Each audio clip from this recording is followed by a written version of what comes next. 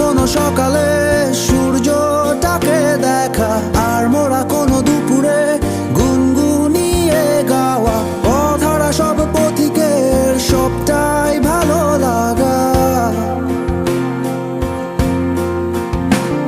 আর জানালার ওই কাছটায় থমকে থাকা বৃষ্টি, অলিখিত সব কবিতায় আটকে থাকা সৃষ্টি, দেয়ালে আঁকা ছবিটায়